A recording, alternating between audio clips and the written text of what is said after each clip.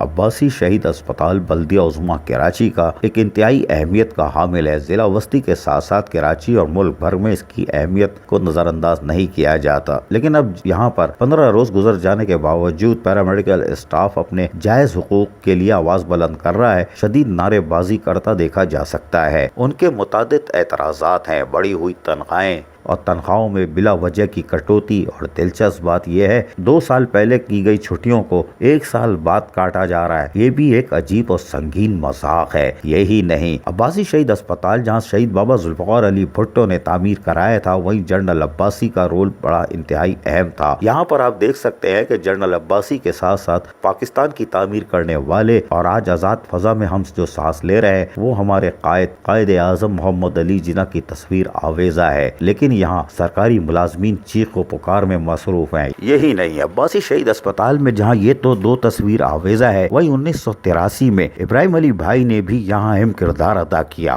اور ENT کی عمارت بنائی۔ کہتے ہیں کہ ٹراما کی زمین بھی ان کی ملکیت تھی اور وہ ایک عظیم شخصیت تھے۔ ان کی تصویر یہاں نظر نہیں آ رہی، ان کی تصویر کہاں گئی؟ ان کی تصویر ہم بتاتے ہیں کہاں ہے۔ یہ ENT عمارت کا واش روم ہے اور یہ زمین پہ پڑے ہوئے ہیں ابراہیم علی بھائی، جن کی خدمات کا اعتراف کچھ اس طرح عباسی میں بلدیہ عظمیٰ کراچی کر رہی ہے۔ یہ واش روم کے اندر ابراہیم علی بھائی کو سجا دیا گیا ہے یا پھینک دیا گیا ہے۔ یہ انتہائی تکلیف دہ تصویر ہے۔ یہ کس کا کام ہے؟ انسانیت کی خدمت کرنے والوں کو بلدیہ عظمیٰ کراچی آج یہ صلہ دے رہی ہے۔ ان کے کاموں کا اعتراف کیا جانا تھا، وہاں ان کو واش روم میں پھینک دیا گیا ہے۔ یہ ایک عبرتناک تصویر ہے ابراہیم علی بھائی کے ساتھ ساتھ کراچی والوں کے لیے بھی۔ لیکن یہی نہیں، بلدیہ عظمیٰ کراچی کی جب 13,383 سے زائد افسران و ملازمین سراپا احتجاج ہے، وہاں ابراہیم علی بھائی کی کیا حیثیت؟ انہوں نے انسانیت کی خدمت کیوں کی؟ 3 سالوں میں میئر کراچی کو یہ اعزاز بھی حاصل ہو گیا کہ ابراہیم علی بھائی جیسے انسانیت کی خدمت کرنے والوں کو بھی